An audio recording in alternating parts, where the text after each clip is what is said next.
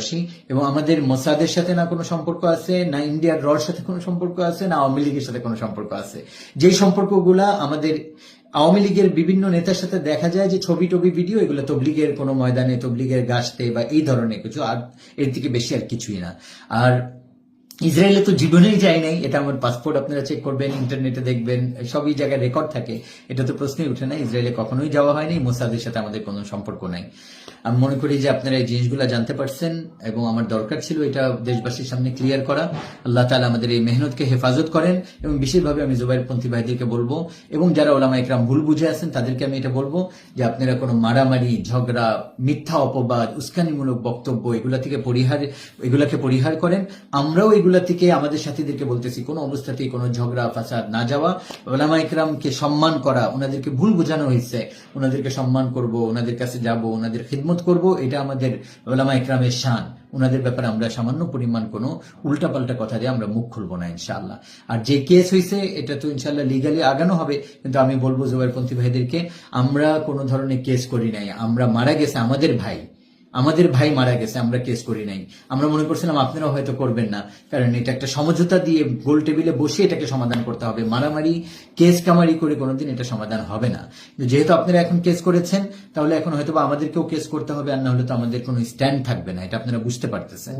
এই জন্য বাধ্য হয়ে প্রমাণ সহ, আমাদের কাছে প্রমাণ আছে, এগুলা দিয়ে আমরা ইনশাল্লাহ কেসের দিকে আগাচ্ছি। আর যেই পত্রিকাগুলা আমাদেরকে মোসাদের সাথে, তারপরে ইন্ডিয়ার র এজেন্ট বলে হাবিজাবি যে মিথ্যা যেই অপপ্রচারগুলো আপনারা চালাচ্ছেন, আপনাদের বিরুদ্ধে আমরা লিগ্যাল অ্যাকশন নিব এই ধরনের। আসসালামু আলাইকুম রহমতুল্লাহ। আজকে কিছু কথা বলতে চাই। সব বিষয়গুলো হচ্ছে আজকে যে আমাদের টঙ্গীতে ডিসেম্বর মাসের 18 তারিখে 2024 যে ঘটনা ঘটে গেল, এটা নিয়ে কিছু অপপ্রচার বিশেষভাবে আমাদের পরিবারের নামে এবং আমার নামে করা হচ্ছে, যে আমাদের সম্পর্ক হচ্ছে ইন্ডিয়ার রর সাথে এবং মোসাদের সাথে, মানে কি ইসরায়েলের সাথে। এবং কিছু কথা এরকম প্রচার করা হয়েছে যে আমি আর অনন্ত জলিল আমরা 2016 সালে ইসরায়েলে গিয়েছি। মানে কিছু মিথ্যা কথা যেটা বলতে হয় এরকম, যেটা কোনো প্রমাণ থাকা উচিত। আমার অনন্ত জলিল বলেন বা পলিটিক্যাল লিডাররা বলেন বা অন্য সেক্টরে যারা দুনিয়াবি লাইনে বড়, তাদের সাথে সম্পর্কের একটাই মাধ্যম বা একটাই কারণ ছিল বা আছে এখনো, সেটা হচ্ছে দাওয়াত তবলিগের মেহনতের জন্য। যে তবলিগের মেহনতের মাধ্যমে সবাইকে একটা প্ল্যাটফর্মে আনা, সবাইকে দিনের দিকে আগে বাড়ানো, আর কোনো উদ্দেশ্য তো কখনো ছিল না। গত 15-16 বছর থেকে অতপ্রতভাবে তবলিগের মেহনতের সাথে জড়িত কোনোদিন কেউ এটা বলতে পারবে না যে কোনো দুনিয়াবি স্বার্থের জন্য অথবা অন্য কোনো উদ্দেশ্যের জন্য কোনো ব্যক্তির সাথে সম্পর্ক আমরা করেছি।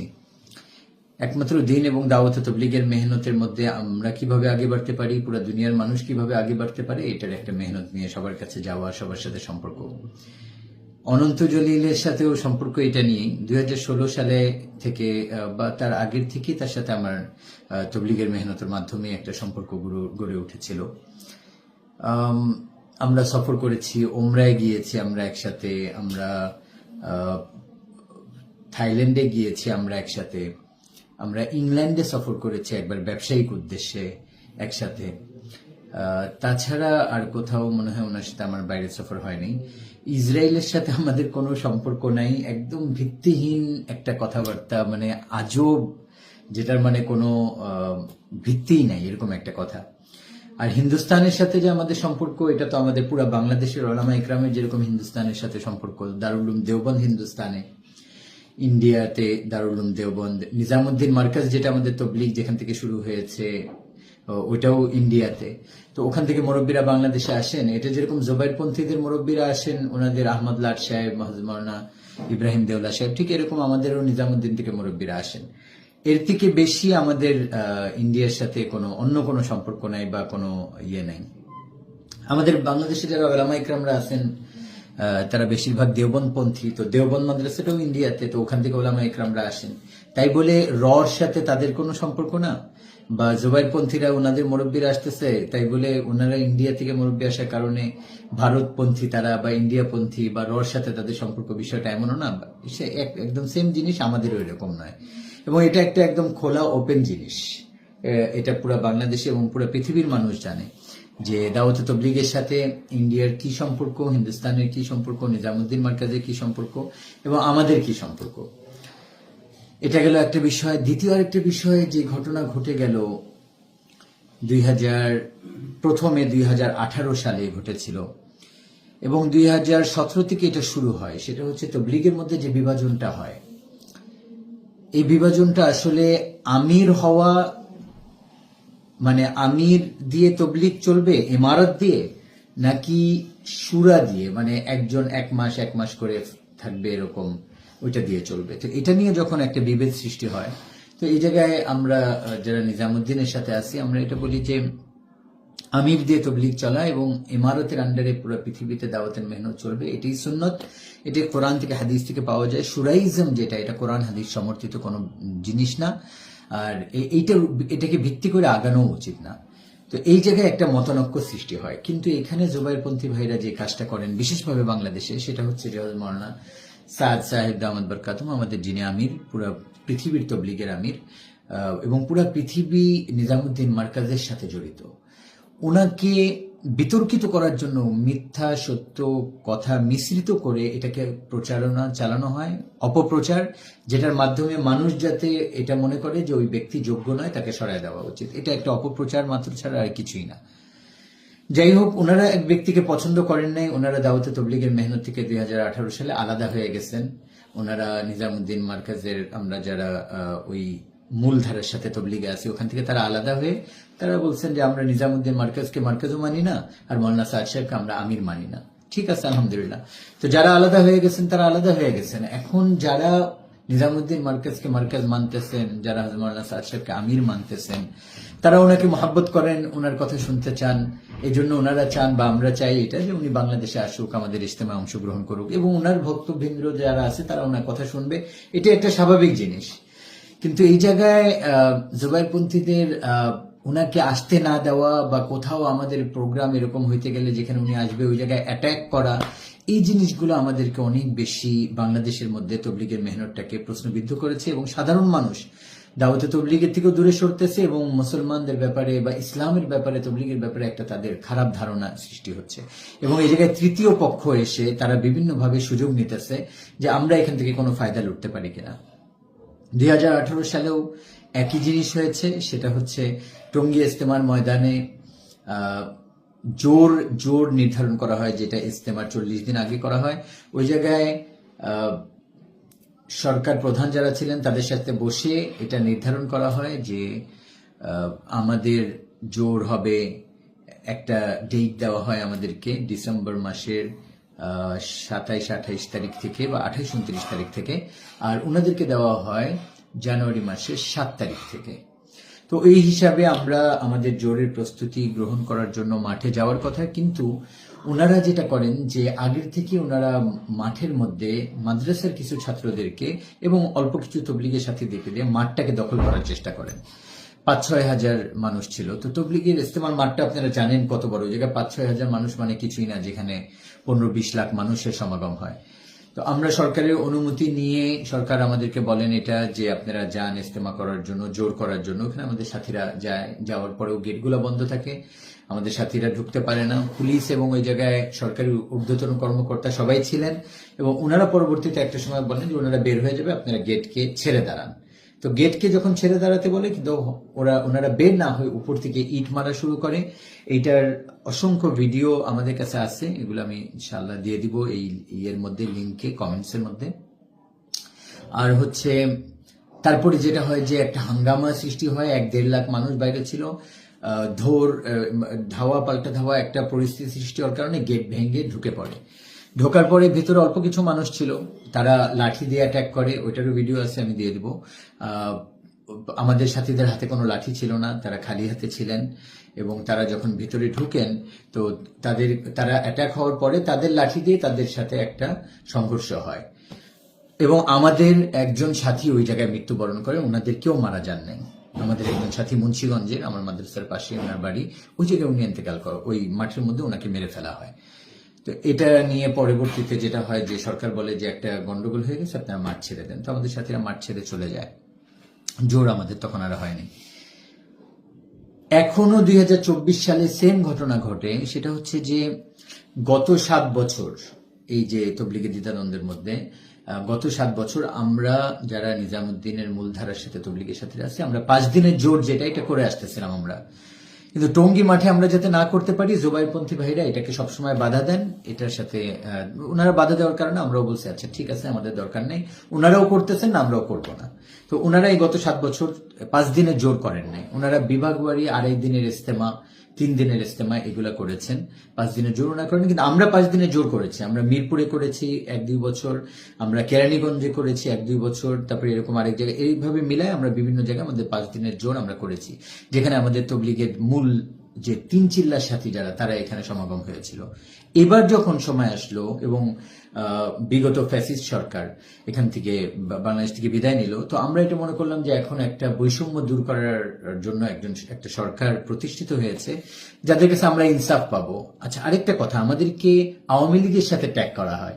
আমাদের আওয়ামী লীগের সাথে কোনো সম্পর্ক নাই। এখানে আওয়ামী লীগের যাদের সাথে আমাদের ছবি বা ভিডিও দেখা যায়, এই জিনিসগুলো দাওয়াতে তবলিগের নিসবতে তাদের সাথে দেখা সাক্ষাৎ বা গাছতে যাওয়া হয়েছে। এখানে আরেকটা কথা বলতেই হয়, সেটা হচ্ছে যে এখন বর্তমানে যে জিনিসকে অনেকে হাইলাইটস করতেছে, সেটা হচ্ছে আমার ফুপা মাহফুজ আনাম। উনি আমার ফুপা, অবশ্যই এটা অস্বীকার করার কিছু নেই, কিন্তু তবলিগের মধ্যে ওনার কোনো ইনফ্লুয়েন্স নাই, কোনো সম্পর্ক নাই। উনি আমাদের তবলিগে কখনো আসেনও না। ওনার একটা আলাদা চিন্তাধারা, উনি আলাদাভাবে কাজ করেন। ওনাদের সাথে আমাদের এই বিষয়ে কোনো সম্পর্ক নেই, বা এটা না ওনাদের সাথে আমাদেরকে ট্যাগ করে আমাদেরকে একটা আলাদা ইন্ডিয়া সাথে সম্পর্ক একটা করা হচ্ছে, যে জিনিসটা একদম মিথ্যা। এটা কোনো সবাই, এটা ওপেন একটা জিনিস, এটা আপনারা খুঁজলে এটার জিনিসগুলো জানতে পারবেন। আরেকটা জিনিস যেটা, সেটা হচ্ছে যে আওয়ামী লীগের কয়েকজন নেতার সাথে আমাদের সম্পর্ক করে। তার মধ্যে একজন হচ্ছে ইর্তিজা হাসান। ইর্তিজা হাসান সাহেব, তিনি 2012 সালের আগে তবলিগের সাথে খুব ভালোভাবে জড়িত ছিলেন। 12-13 পরে উনি তবলিগ থেকে সরে উনি পলিটিক্যাল একটা লাইফ গড়ার জন্য আলাদাভাবে চলে যান। বাকি উনি তবলিগের মাধ্যমে হয়তো বা দিনদারি পেয়েছেন, এজন্য সবসময় দাড়ি টুপি ওইভাবেই উনি চলতেন। কিন্তু উনার সাথে আমাদেরকে ট্যাগ করে যে উনি আমাদের একজন আমরা ওনার সাথে চলি, এরকম আসলে বিষয় না।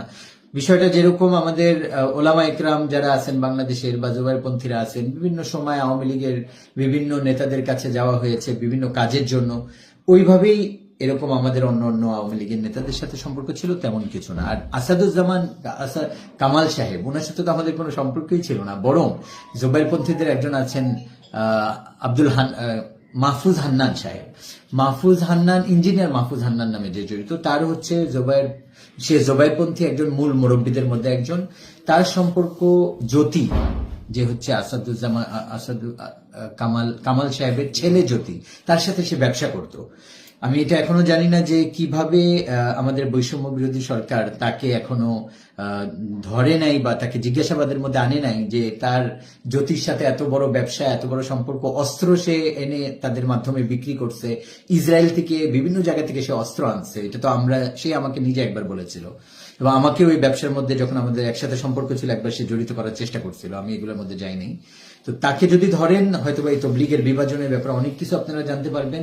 গত 7 বছর আমরা আসাদুজ্জামান কামাল, কি নাম ওনার, হ্যাঁ, ওনার কাছে আমরা ভিড়তে পারি নাই, যাইতেও পারি নাই, আমাদের কোনো দাবি আদায় করতে পারি নাই, একমাত্র এই ইঞ্জিনিয়ার মাহফুজ এবং জ্যোতি তার ছেলের ইনফ্লুয়েন্সের কারণে। তারা তাদের বাবাকে দিয়ে সবকিছু করিয়েছে। 3টা বড় বড় জিনিস। একটা হচ্ছে আমাদের আমির কখনো আসতে পারে নাই, হযরত মাওলানা সাদ সাহেব, আর তাদের যে মুরব্বীরা সবাই আসছে। দ্বিতীয় হচ্ছে কাকরাইল তারা পুরো বছর ব্যবহার করে, আমাদেরকে মাসে 2 সপ্তাহ কাকরাইলের এক পাশ ব্যবহার করতে দেওয়া হয়, তখনও তারা আরেক পাশ ব্যবহার করতেন। এই পুরো বছর তারা কাকরাইল ব্যবহার করেছে, আমাদেরকে দেন নাই। দ্বিতীয় বৈষম্য। তৃতীয় বৈষম্য হচ্ছে প্রতি বছর তারা প্রথম ইজতেমা করছেন, আমাদেরকে দেন নাই, আমাদেরকে দ্বিতীয় ইজতেমা দিচ্ছেন। এগুলা আমাদের উপর জুলুম অত্যাচার হয়েছে গত 7 বছর আওয়ামী লীগ সরকার থাকার কারণে। আওয়ামী লীগ সরকারের সাথে আমাদের কোনো ভালো সম্পর্ক আমরা করতে পারি নাই, একমাত্র ইঞ্জিনিয়ার মাহফুজের কারণে। আর আমাদের সম্পর্ক করার দরকার এই জন্যই ছিল যে তবলিগের মেহনতটা আমরা সুন্দরভাবে করতে পারি, অন্য কোনো কারণ না। এটা হচ্ছে আরেকটা জিনিস। এখন এই 2024 সালে যখন আমাদের জোরের সময় আসলো, তো মাওলানা জোবায়ের সাহেব উনি বললেন যে আমরাও জোর করব না, আপনারাও করবেন না, এটা উনি বললেন। ঠিক আছে, কিন্তু পরবর্তীতে ওনারা জোর করলেন। ওনারা যখন জোর করলেন, তো ওনারা টঙ্গী ইজতেমার ময়দানে 5 দিনের জোর করলেন। তো এখন স্বাভাবিকভাবেই আমাদের তবলিগের সাথী ওনাদের থেকে অনেক বেশি। এটা একদম স্ট্যাটিস্টিক, আপনারা যদি লিখিত তাদের কাছ থেকেও নেন, আমাদের কাছ থেকেও নেন, আমাদের 3 চিল্লার সাথী, তারপরে আমাদের চিল্লার সাথী, আমাদের তবলিগের সাধারণ সাথী পুরো বাংলাদেশে অনেক বেশি ওনাদের তুলনায়। এটার একদম ওপেন প্রমাণ হচ্ছে এটা, এই যে গত 17 তারিখে বা 16 তারিখে, এই ডিসেম্বর মাসের 16 তারিখে ওনাদের জুবাইর সাহেব পুরো বাংলাদেশের তবলিগের সাথীদেরকে ইস্তেমা ময়দানে ডাকছেন। ওইখানে 1400-1500 হাইয়েস্ট ওনারা 4000-5000 জমা করতে পারছেন। আর আমাদের সাথীদেরকে যখন কোনো জায়গায় জোর ইস্তেমার জন্য ডাকা হয়, ওই জায়গায় 50,000, এক একটা জেলায়, যে আমরা জেলা ভিত্তিক ইস্তেমা করি, আপনারা দেখেছেন পুরো বাংলাদেশে হয়, এক একটা জেলায় 50,000, 60,000, 30,000, 40,000 মানুষের সমাগম হয়। আর বাংলাদেশের ইস্তেমায় তো সবাই আসে। আরেকটা জিনিস আপনারা খেয়াল করবেন, আমাদের ইস্তেমার মধ্যে তাবলিগের সাধারণ সাথীরা, এই জায়গায় কোনো মাদ্রাসার ছাত্রদেরকে আমরা আনি না। আমাদের জোরের মধ্যে, আমাদের ইস্তেমার মধ্যে অল্প কিছু আসে, তাদের পড়ালেখা, তারা তবলিগ করবে, কিন্তু তাদের মূল হচ্ছে পড়ালেখা। এজন্য তাদের পড়ালেখা বিঘ্ন না ঘটে আমরা সাধারণ মানুষ তবলিগ। কিন্তু ওনারা যখন ইস্তেমা করেন, পুরো বাংলাদেশে মাদ্রাসাগুলো ছুটি দিয়ে ছাত্রদেরকে নিয়ে আসেন, দেখবেন যে সব ছোট ছোট বাচ্চারা। এই যে 2-3 দিন আগে, 4-5 দিন আগে ওনারা একটা মানববন্ধন করেছেন কোন জায়গায়, সব ছোট ছোট, এই টঙ্গী ইস্তেমার মাঠের বাইরে, সাদ সাহেবকে না আসতে দেওয়ার ব্যাপারে সব ছোট ছোট বাচ্চারা দাঁড়ায় আছে, কারো দাঁড়িয়ে উঠে নেয়। তো তবলিগের মূল ধারার যে সাথী পুরা বাংলাদেশে বেশি, এটা আমাদের। কিন্তু আমরা কখনো হিংসা, বিদ্বেষ, মারামারি, কাটাকাটি বা মিছিল মিটিং এটা আমরা পছন্দ করি না। একমাত্র এই কারণে আমাদেরকে হয়তোবা বর্তমান সরকার এবং আগের সরকারও কখনো গণনার মধ্যে নিতেন না, যে এরা হচ্ছে শান্তিপ্রিয় মানুষ, এরা মারামারি কাটাকাটি করে না, এরা মিছিল করে না, রাস্তা অবরোধ করে না, তো এদের কোনো দাবি মানার দরকার নেই। কিন্তু এর উল্টা যখন এই আমাদের জোবাইরপন্থী ভাইরা এবং ওনাদের সাথে আমাদের বাংলাদেশের সবাই নয়, কিছু মাদ্রাসা এবং ওলামা ইকরামকে তারা ভুল বুঝিয়ে তাদের সাথে নিয়ে রাস্তায় নেমে যখন অরাজকতা সৃষ্টি করেন, তখন সরকার বাধ্য হয় তাদের কথাগুলোকে মানার জন্য। এবং এই জিনিস ঘটেছে এই 2024 সালের 18 ডিসেম্বর। আমাদেরও জোর করার কথা 20 ডিসেম্বরে। এই ডিসেম্বরের 20 তারিখে আমাদের জোরের জন্য ওই মাঠ তৈরি করতে হবে। এখানে আমাদের 3.5 লাখ থেকে বেশি মানুষ এই মাঠের মধ্যে আসবে পুরো বাংলাদেশ থেকে। এটার জন্য কমসে কম 1 মাস আগে থেকে মাঠ তৈরি করতে হয়। আমরা 20 দিন আগে মাঠ চেয়েছিলাম, কিন্তু আমাদের 17টা কাগজপত্র সরকারের প্রতিনিধিদের কাছে দেওয়া হয়েছে, যেগুলা সিগনেচার করে আমাদেরকে দেওয়া হয়েছে, কিন্তু ওনারা এটার প্রতি কোনো কর্ণপাত করেন নাই। ইন্টেলিজেন্সের ইনফরমেশনও সরকারের কাছে ছিল যে এই ঘটনাকে কেন্দ্র করে কোনো মারামারি ঝগড়া হতে পারে, এটাকে বন্ধ করা উচিত, কিন্তু তারপরেও সরকার এটার প্রতি ভ্রুক্ষেপ দেন নাই। একদম আমাদের জোরের একদিন আগে, আমাদের 20 তারিখে জোর, 18 তারিখ রাত্রেবেলা ওনারা আমাদের কাছে আসা যাওয়া শুরু করলেন যে আপনারা জোর করবেন, আপনারা মাঠে ঢুকেন না, এটা হবে ওইটা হবে। আমরা মাঠে যখন জিজ্ঞাসা করলাম কেন ঢুকবো না, বললো তারা মাঠ দখল করে রাখছে। এখন তবলিগের ইস্তেমার মাঠ, এটা কিন্তু তাদের কোনো মাঠ নয়, এটা হচ্ছে তবলিগের বিভিন্ন ধরনের যে মেহনত গুলা হয়, জোর ইস্তেমা গুলা হয়, এটাকে ব্যবহার করার জন্য এটাকে দেওয়া হয়েছে। এই মাঠটাকে, এটাকে দখল করে রাখার তো কারো অধিকার নাই। তো ওনারা এই মাঠটাকে দখল করে রাখেন কয়জন মানুষ দিয়ে? 1500-1600, একদম লাস্টে 3000-5000 মানুষ দিয়ে তারা ইস্তেমার মাঠটাকে দখল করে রাখেন। আমরা সরকারকে এটা বলি যে ওনাদেরকে আপনারা বলেন মাঠ ছেড়ে দেখ, আমরা জোর করব। আমাদের পুরা 2.5-3 লাখ মানুষ আসতেছে পুরো বাংলাদেশ থেকে। সরকার এটার প্রতি ভ্রুক্ষেপ না দিয়ে আমাদেরকে বলেন যে অন্য জায়গায় করার জন্য। তারপরেও আমরা মেনে নিয়েছিলাম যে ঠিক আছে, আমরা অন্য জায়গায় করি, আপনারা আমাদেরকে জায়গা দেন। ওনারা বলেন দিয়াবাড়িতে করেন। দিয়াবাড়িতে আমরা যেয়ে দেখলাম, ওনাদের প্রতিনিধিও আসলো সরকারের পক্ষ থেকে। ওই জায়গায় 20-30 হাজারের বেশি, 30-40 হাজারের বেশি মানুষের সমাগম করা সম্ভব নয়। আর এত অল্প সময়, 18 তারিখ রাত, 20 তারিখে পুরো বাংলাদেশ 19 তারিখেই চলে আসবে, আর মাঠ তৈরি করা এটা তো কোনো অবস্থাতেই পসিবল না। আমরা ওনাদেরকে বারবার বললাম আপনারা মাঠ খালি করে দেন। 18 তারিখ আপনারা দেখেছেন, 17 তারিখ দিন যে রাত্রে আমাদের টঙ্গী যে মার্কাজ আছে ওই জায়গায় হাসনাত এবং সার্জিস আসেন। আপনারা ওইটার ভিডিও ফুটেজ দেখেছেন, লম্বা চড়া আলোচনা হয় এবং খুব সুন্দর আলোচনার মাধ্যমে এটা ফয়সলা হয় যে আপনারা মাঠে ঢুকবেন ইনশাআল্লাহ, আর 25 তারিখে আপনারা মাঠ ছেড়ে দিবেন। আমরা বললাম ঠিক আছে। ওনারা গেলেন কাকরেল মসজিদে। আমাদের পুরো বাংলাদেশ থেকে মানুষ চলে আসতেছে। এই বাংলাদেশ থেকে যখন মানুষ জোরের জন্য আসতেছে, তখনই বিভিন্ন জায়গায় মাদ্রাসার ছাত্ররা এবং এই জোবাইরপন্থীরা আমাদের বাসগুলাকে রাস্তার মধ্যে আটকিয়ে বিভিন্নভাবে তাদের উপর অ্যাটাক করে এবং তাদেরকে মারধর শুরু করে দেয়। তার ছোট্ট একটা ভিডিও আমি আপনাদেরকে এখানে দেখাই কিভাবে।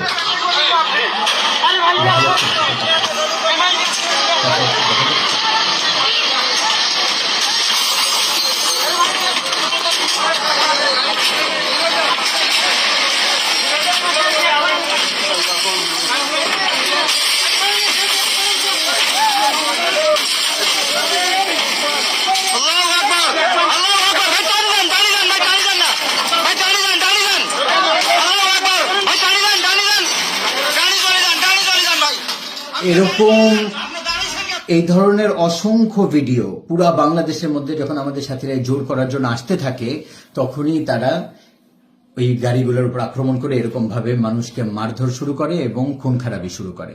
এটার কারণ হচ্ছে তার একদিন আগে মাওলানা জুবায়ের সাহেব উনি এবং আরো কিছু ওনার ভুল বুঝিয়ে ওলামা ইকরামদেরকে কাকরাইল মসজিদে একত্রিত করেন এবং ওই জায়গায় বাংলাদেশের বিভিন্ন জেলা থেকে এবং বাংলাদেশ ঢাকা শহরের তাদের তবলিগের যে সাথীরা আছে তাদেরকে ডেকে ওই জায়গায় তাদেরকে উদ্বুদ্ধ করেন যে এই মাঠ আমাদেরকে দখল করে রাখতে হবে।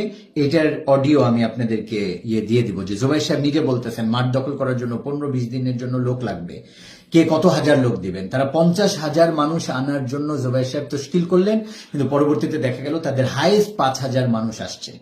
এটাই প্রমাণ করে যে তাদের তবলিগের সাথী কত কম, বা তারা এইসব কাজ তারা দখলবাজিতে তারা আসতে চায় না, মারামারি কাটাকাটি তারা করতে চায় না, কিন্তু তাদের মুরব্বীরা তাদেরকে দিয়ে করাচ্ছে। এর মধ্যে ইঞ্জিনিয়ার মাহফুজ এবং জুবাইর সাহেব এবং ওমর ফারুক সাহেব হচ্ছে মূল হোতা যারা ইনাদেরকে দিয়ে এই কাজগুলো করাইছেন। এইটা একটা ভিডিও। আচ্ছা, এইটার পরে আমাদের সাথীরা অনেক কষ্ট করে রাস্তার মধ্যে বিভিন্ন জায়গায় আটকায় দেয়, তারা মারামারি হয়। হাসনাত এবং সার্জিসকে আমরা রিকোয়েস্ট করি যে আপনারা একটু আইজি সাহেবকে বলে এগুলাকে ক্লিয়ার করার ব্যবস্থা করেন। 17 তারিখ রাত্রে আমরা আমাদের ইস্তেমার মাঠে হাসনাত সার্জিদের সাথে প্রোগ্রাম শেষ করে ওই মাঠ থেকে আমি বের হয়ে যাই ওদের সাথেই, এবং রিকোয়েস্ট করতে থাকি যে যাতে করে ফোন করে বাসগুলাকে আসতে দেওয়া হয়। ওখান থেকে বের হয়ে আমি চলে আসি আমার বাসায়, এবং আমার বাবা তার আগেই ওই ইস্তেমার মাঠ থেকে, যেহেতু আমাদের এটা প্রোগ্রাম যে 18 তারিখ হাসনাত সার্জিস চলে আসছে, ওদের সাথে একটা সুন্দর পরামর্শ হয়েছে যে ওনারা আমাদের জন্য মাঠকে ওদেরকে সরায় খালি করে দিবেন। এবং 18 তারিখ সকাল 11টায় সরকারের সাথে আমাদের একটা মিটিংও আছে, এবং আমরা ভিতরগতভাবে এটাও জানতে পারছিলাম যে সরকার আমাদেরকে মাঠ দিয়ে দিবেন। তো আমরা একদম নিশ্চিন্তে এটা যে আমাদের সাথীরা আসুক, আমাদের এই টঙ্গীতে যে মার্কেজ আছে এখানে অবস্থান করুক, যাতে জায়গা না হয় রাস্তার পাশে অবস্থান করবে। সকাল 11টার মধ্যে মিটিং হবে, তারপর ইনশাআল্লাহ মাঠ খালি হয়ে যাবে, আমরা ঢুকে যাব। সরকার মাঠ খালি করে দিবেন, তারপরে আমরা প্রবেশ করব মাঠের মধ্যে। এটা নিশ্চিন্তে আমার বাবাও 9:30টার দিকে টঙ্গী মাঠ থেকে বের হয়ে ধানমন্ডি বাসায় চলে আসেন। আমি হাসনাত সার্জিদের সাথে মিটিং শেষ করে 1:10 মনে হয় ওখান থেকে বের হয়ে যাই। আমার বাসায় আমি ঢুকি হচ্ছে, আমি যেটা দেখলাম ভিডিও ফুটেজ, সেটা হচ্ছে ঠিক 2:07 ধানমন্ডিতে আমার বাসায়, রাত 2:07 আমার বাসায় আমি ঢুকে পড়ি। আমরা ঘুমায় পড়ছি যে ঠিক আছে, আর কোনো অসুবিধা নেই ইনশাল্লাহ। হাসনাত সার্জিস ওখান থেকে কাকরাইল মসজিদে গেছে, ওনাদেরকে বুঝায় আমাদের জন্য মাঠ খালি করে দিবে, ওখান থেকে মানুষগুলোকে বের করে দিবে।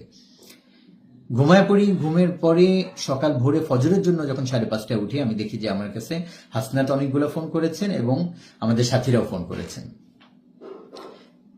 তারপরে যেটা সকালবেলা আমি জানতে পারি সেটা হচ্ছে যে আমাদের সাথীরা যে রাস্তায় শুয়েছিলেন, একদম কামারপাড়া ব্রিজ পর্যন্ত সাথীদের একটা মজমা ছিল 15-20 হাজারের, তারা শুয়েছিলেন। হঠাৎ করে ওই পক্ষ থেকে 100-150 মানুষ এসে এদের উপর আক্রমণ করে। তারা তাকবীর দিয়ে দাঁড়িয়ে যায় এবং পুরা মজমা, এই যে 15-20 হাজার, তারাও পেরেশান হয়ে যায় যে কি হলো, এবং তারা ওখান থেকে ভাগদৌড়ের মধ্যে একটা ধাওয়া পাল্টা ধাওয়ার মধ্যে তারা কামারপাড়া ব্রিজ পর্যন্ত চলে যায়। ওখানে আমাদের মুরব্বী মাওলানা আব্দুল্লাহ মনসুর সাহেব উনি সবাইকে আটকে দেন, আমরা ব্রিজ পার করবো না, আমাদের ঢোকার অনুমতি নাই, আমরা এই জায়গায় দাঁড়ায় থাকি, ওরা যা ইচ্ছা করুক।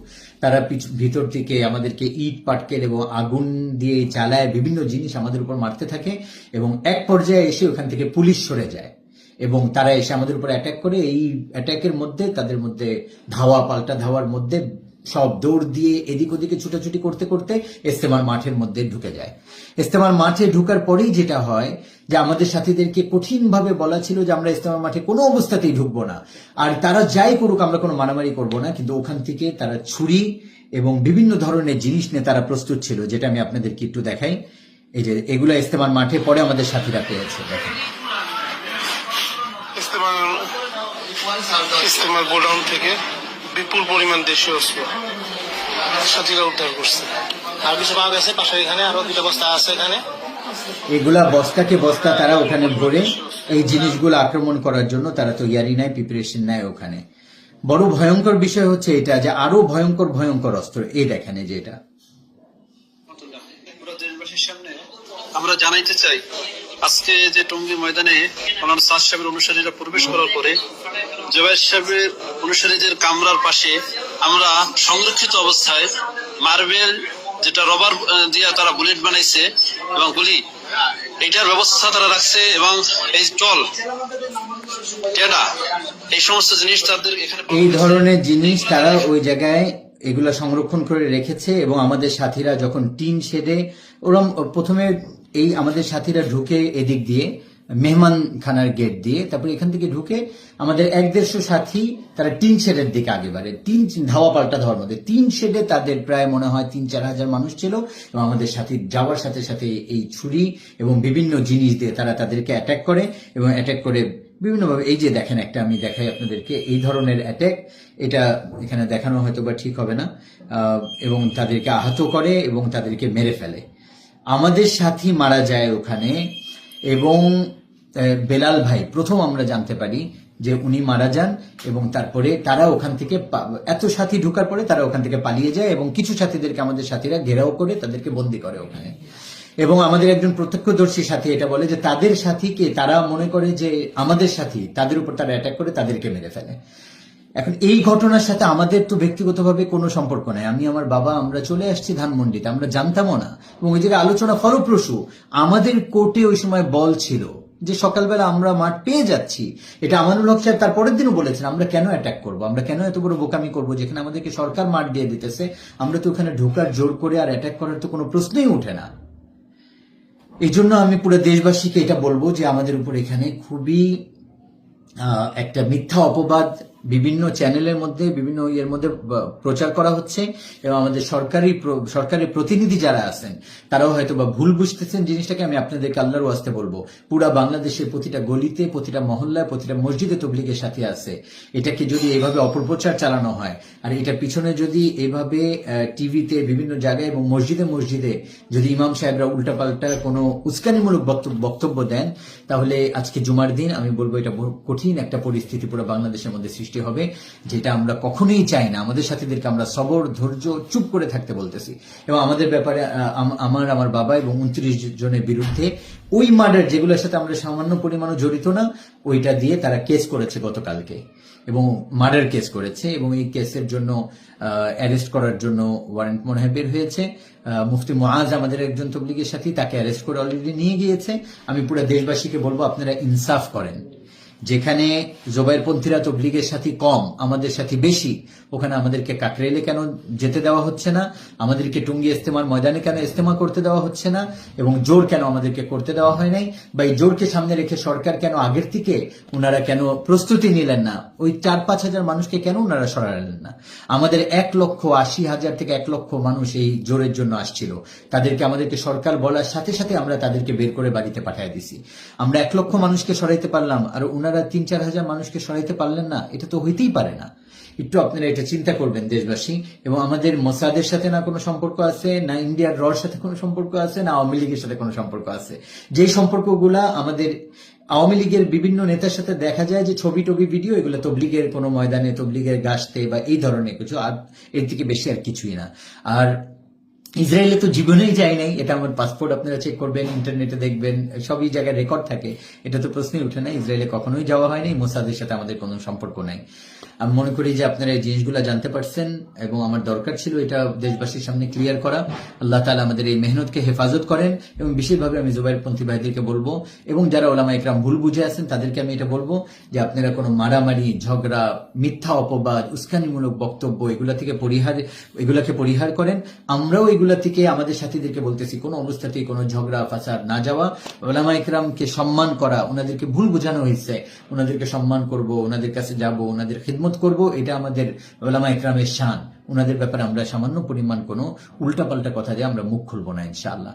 আর যে কেস হয়েছে এটা তো ইনশাআল্লাহ লিগালি আগানো হবে, কিন্তু আমি বলবো জুবাইরপন্থী ভাইদেরকে, আমরা কোনো ধরনের কেস করি নাই। আমরা মারা গেছে আমাদের ভাই মারা গেছে, আমরা কেস করি নাই। আমরা মনে করছিলাম আপনারাও হয়তো করবেন না, কারণ এটা একটা সমঝোতা দিয়ে গোল টেবিলে বসে এটাকে সমাধান করতে হবে। মারামারি, কেস কামারি করে কোনোদিন এটা সমাধান হবে না। কিন্তু যেহেতু আপনারা এখন কেস করেছেন, তাহলে এখন হয়তো আমাদেরকেও কেস করতে হবে, আর না হলে তো আমাদের কোনো স্ট্যান্ড থাকবে না, এটা আপনারা বুঝতে পারতেছেন। এই জন্য বাধ্য হয়ে প্রমাণ সহ, আমাদের কাছে প্রমাণ আছে, এগুলা দিয়ে আমরা ইনশাল্লাহ হয় কেসের দিকে আগাচ্ছি। আর যেই পত্রিকাগুলা আমাদেরকে মোসাদের সাথে, তারপরে ইন্ডিয়ার র এজেন্ট বলে হাবিজাবি যে মিথ্যা যেই অপপ্রচারগুলো আপনারা চালাচ্ছেন, আপনাদের বিরুদ্ধে আমরা লিগ্যাল অ্যাকশন নিব। এই ধরনের কোনো কাজ আপনারা আশা করি করবেন না ইনশাআল্লাহ। আল্লাহ তাআলা আমাদেরকে হেফাজত করেন, তবলিগের মেহনতকে আবার একসাথে এক হয়ে বা এক যদি না হতে পারি, যার যার জায়গায় সে নিজের মতো মেহনত করবে, কেউ কাউকে মারবে না, কাটবে না, অপবাদ, মিথ্যা, গালিগালাজ এগুলো করবে না, সবাই নিজের মেহনত করবে। বাংলাদেশে কত অন্য অন্য দিনই মেহনত হইতেছে, সবাই যার যার জায়গায় করতেছে, আমরা একজন আরেকজনের কাজের মধ্যে ইন্টারফেয়ার করতে পারি না। এই জন্য সবাই নিজের মেহনত করি, সবাই সবাই প্রশংসা করি, সবাই সবাই সম্মান করি, আর নিজের মেহনত সবাই করতে থাকি। জাযাকাল্লাহ। আরেকটা জিনিস, আনেওয়ালা ইজতেমা, আমাদেরকে যে ডেট সরকার আগে থেকে দিয়েছেন, ফেব্রুয়ারি মাসের 7 তারিখ থেকে আমাদের টঙ্গী ইজতেমার ময়দানে আমাদের ইজতেমা। ওই ইজতেমা আশা করি ইনশাআল্লাহ সুন্দরভাবে সংগঠিত হবে। এটার মধ্যে আমরা বাধা দেওয়ার বা এই ধরনের কোনো কাজ আমরা চেষ্টা করব না। আর কাকরাইল আমাদের 27 তারিখে, এই মাসের 27 তারিখ, আজকে ডিসেম্বর মাসের 27 তারিখে আমাদের কাকরাইলে বাড়ি শুরু হচ্ছে। এই জায়গায় আমরা বলবো সরকারি প্রতিনিধি যারা আছেন ওনাদেরকেও এবং জুবাইরপন্থী ভাইদেরকেও এবং আমাদের ওলামা ইকরামদেরকেও যে আপনারা কাকরাইল মসজিদকে 27 তারিখে খালি করে দিবেন। আর না হলে এরকম ঘটনা না ঘটে, এটার জন্য আমাদেরকে চেষ্টা করে এটা নিয়ে আমাদেরকে চিন্তা করতে হবে, আগে বাড়তে হবে। আল্লাহ তাআলা আমাদেরকে বুঝার তৌফিক দান করেন। ওয়া আখিরু দাওয়ানা আলহামদুলিল্লাহি রাব্বিল আলামিন।